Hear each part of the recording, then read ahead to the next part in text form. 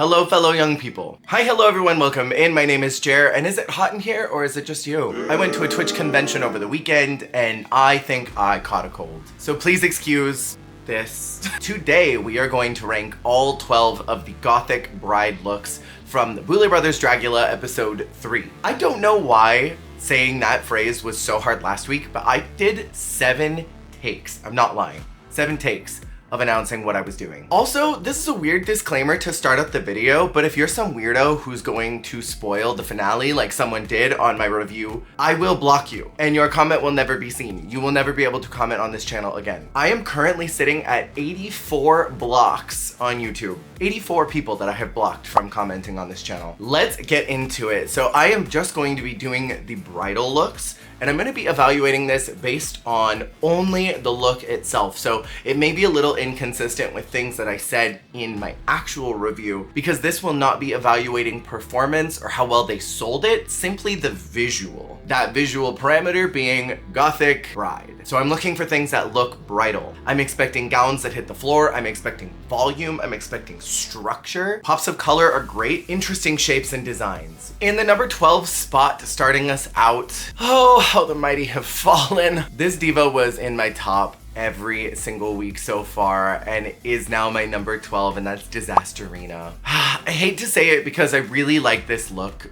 immensely. I think it is such a fun idea, especially knowing the background that it's meant to be BDSM. I mean, people are kinky. Let people have their kinks. Let her get pegged with a spike. Come on. It's giving me a little AHS hotel. It's filthy, it's horror. I really like the marks that it's hitting as far as Dragula's pillars are concerned, but it just is not doing bridal for me whatsoever. Had there been maybe something over it and then that tore off to reveal the kink fetish stuff underneath, I think that would have been one thing, but I'm not evaluating what this could have been. I'm evaluating what it was, and what it was didn't meet the brief for me. I don't know if this is even hitting gothic. In the number 12 spot, we have Jade Jolie. I put Jade here because this does not hit the mark for me of gothic, oh but at all.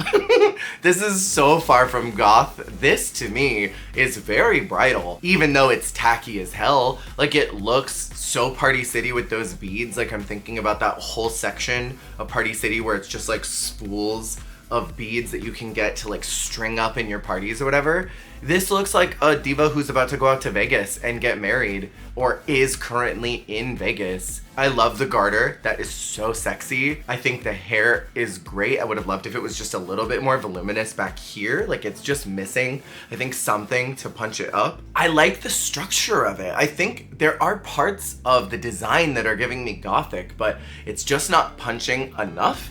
And then for bridal, it's just a little too low volume. There's not enough for me to go, yes, I get what that is. Like, if I saw this, I would think, oh, it's like a party look. I would think that she was even the bridesmaid, and in a bridal challenge, you should not look like the bridesmaid. That's the problem with this dress. It looks like the ugly bridesmaid dress that you give to your friend because you don't want them looking prettier than you, because they are prettier than you. Boo. In the number 10 spot, we have Leavaleta. I put Zava here because you have eyes. I think it's just not punching enough on either category. It's meeting them. Like, it says, okay, the line is here for gothic, the line is here for bridal. What if I go right up to that line, but what if I just step back from it a little bit? To me, it doesn't make me go, ooh, yes, yes. It's just like a, oh, okay. I don't really have a lot more to say about it. I was disappointed by it, but I do love the pops of blue. I think that is a marvelous choice. I really do enjoy that. In the number 9 spot is Priscilla. This, to me, I said it in my review, is giving me Lydia Dietz down. I'm getting trailer park,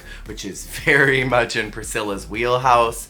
I'm enjoying the style lines of not only the entire bodice section, but also of these big puffed shoulders. Like, that is so 80s gothic wedding to me. I'm loving the shape of this skirt. I like the way that it hits the floor. I do dislike some elements of the fact that I can see the hoop skirt underneath it and that you can see those ridges of the hoop skirt. Is that necessarily immersion breaking to like a 10? I don't think so, but it's just, it draws my eyes in to a point where I'm like, ugh, I don't like that. I would have loved maybe like some crinoline or something just to like fluff that out underneath so that you didn't see those ridges. Otherwise, it's solid. I do think it hits the mark of both. We're at the point right now, Priscilla is the barometer right now of everything I like and really enjoy. It's just like 0.5, 0.4, 0.3s math of why people ended up in positions that they were at. In number 8 is Jiaria. Now, I have so many things to say about this, so let's get into it.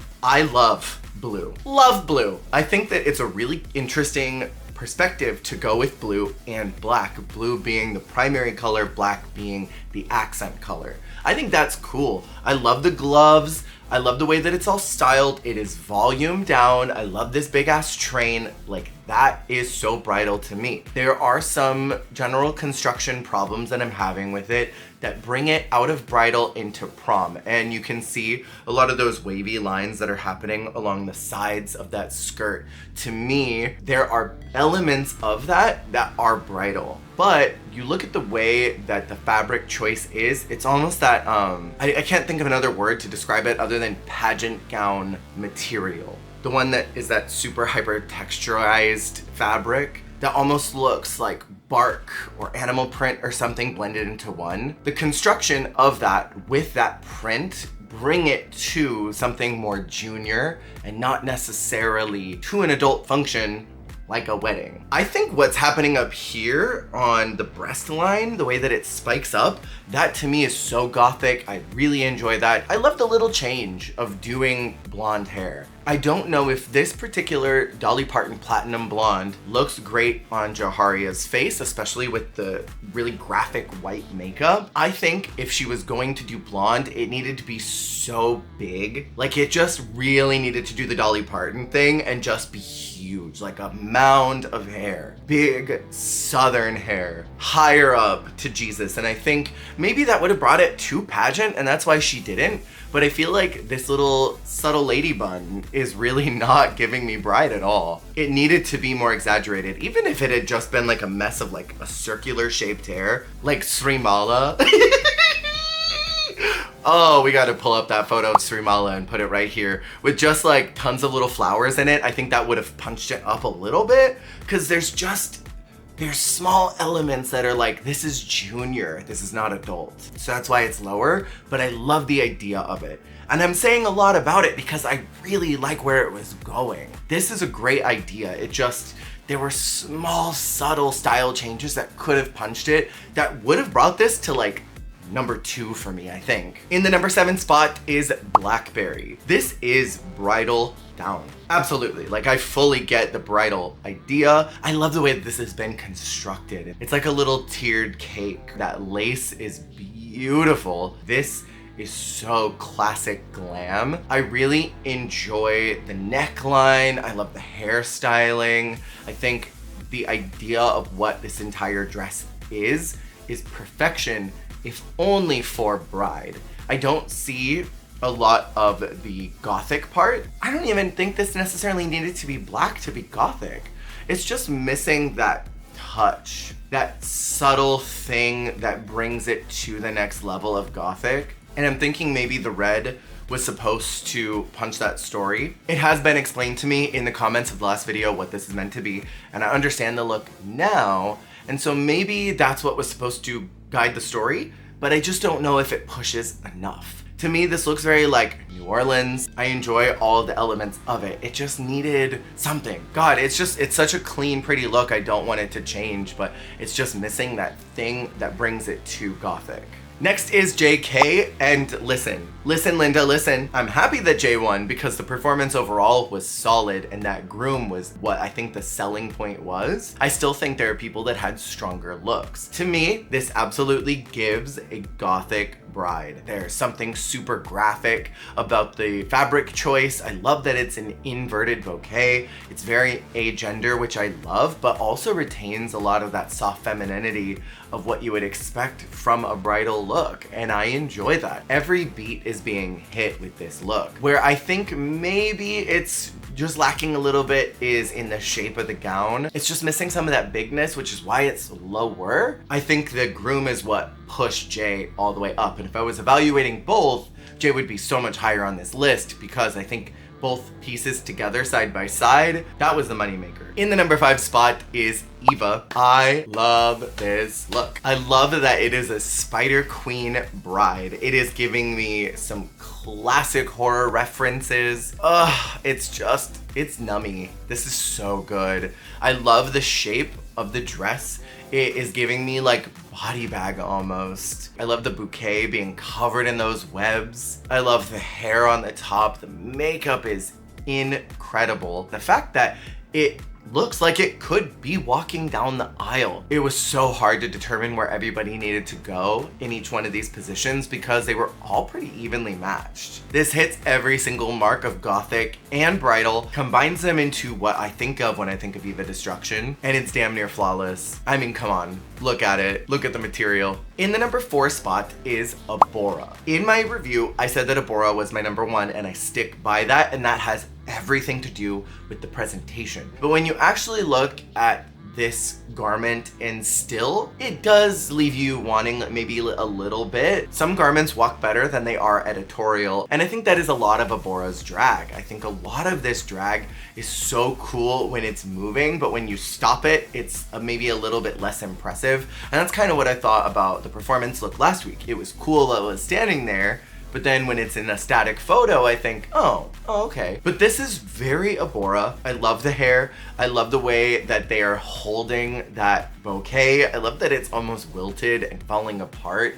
It's creepy. It's very Tim Burton to me. I'm loving the style lines of the way that this dress has kind of been hobbled together. That is so Abora to me, but pitched to another level. Like, Abora is going on all cylinders this time, and it makes me really happy. I don't know what happened this season from last Titans, but I've become an Abora stan, and I'm really here for their progress and journey so far this season. I'm hoping we get to see even more from them because I'm liking what they're presenting. What I want to highlight here is the artistry of what's going on the bodice. There are so many layers of gray that are happening on this look, and I think maybe this is what I was talking about earlier with Blackberry's look. Abora is giving us a white wedding, but it's pitching in some of those darker tones of what I expect, and I think what many expect from Gothic. It's pulling in those grays to highlight the dress without being like, ew, it's Gothic. But this does look Gothic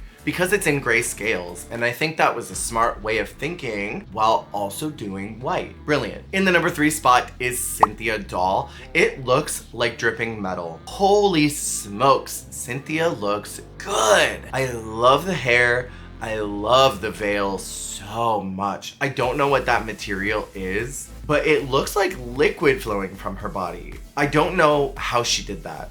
I love the way that it cascades, the way that it flowed. She just looks like this beautiful vampire bride who is going out and is going to slay the entire venue. It won't be a church because the skin will burn, but they're gonna look beautiful doing so. I love this almost armor-like chest piece that has the breasts built into it, because a lot of times when these armor chest pieces are built, they sometimes lack some of the proper proportions of breast lines, and this looks so good to me. I love the way that the skirt is flowing. The pop of red that's underneath it is a really smart detailed choice. She just looks delicious and expensive, and there's so many colors happening here, but it's not overstimulating. It's just the right amount of colors to really go like, wow. It hits all the marks of bridal. It is somehow like turn of the century. There's a lot of cool fashion references that I'm seeing in here. Girl, I live. In the number 2 spot is Dalia. I don't want y'all to say nothing.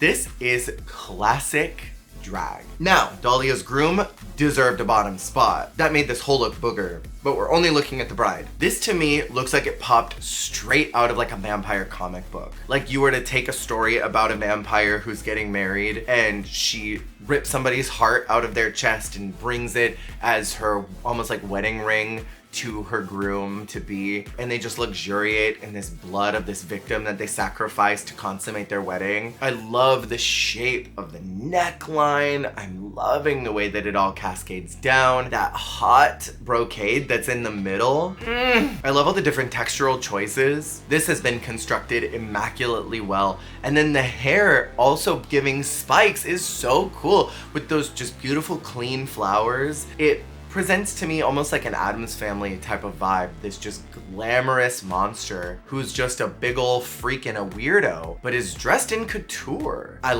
have literally no notes other than I like this so much. And then my number one spot is Sigourney Beaver. And I'm gonna tell you why. Scale, mama, scale. Look how long that train is. It is so huge. Now, in the actual challenge, Sigourney was mid-low because the performance was really restrained and it looked like she just did not want to be wet at all. She didn't accommodate for the fact that she was gonna be wet. But when you look at this in still, I said it before and I'll say it again, Sigourney is the only one that did purple. And to be the only one that thought of purple when a lot of other people did other colors, red and blue, in particular, whites and blacks, Sigourney leaned in as purple as the highlight and black as the accent. And when you look at those accents of the black, it's in this luscious applique. I love the veil and the hair. It is so gothic wedding tea. I love that huge bouquet. It's like she just ripped an entire shrub right out of the ground and just walked down the aisle with it. And the fact that the roses are also purple. Fuck, it's so good. You cannot stunt on this look. It is so good. Sigourney came here not to play around with the looks department, and it bums me out that she allowed the sabotage to get her down so bad because this could have won. I loved this look and I loved the groom look. The curse did what it needed to do. She got up in her head and she just didn't perform that well. But the actual still of it, this is the moment. Oh God, she's activated. This could have been the winner. This could have been her espresso. The neckline showing off the girls was such a smart idea. If God gives it to you, you better make some money from it. It is so visually striking, not only in color and presentation, but also it highlights the best parts of her body. She's got that super cinched waist and then it comes out huge and voluminous. Like, this is every bride's fantasy, for their tits to look great and for their hips to look perfect and for their waist to look nipped in. Like, that is the bridal fantasy, and Sigourney's providing a fantasy. I can't say enough good things about it. It was luxe, it was rich, it was everything. This was the best look. Thank you so much for watching. Let me know what your order was in the comments below, and I will see y'all next week for yet another Dragula review as well as another outfit ranking. See y'all on the flip.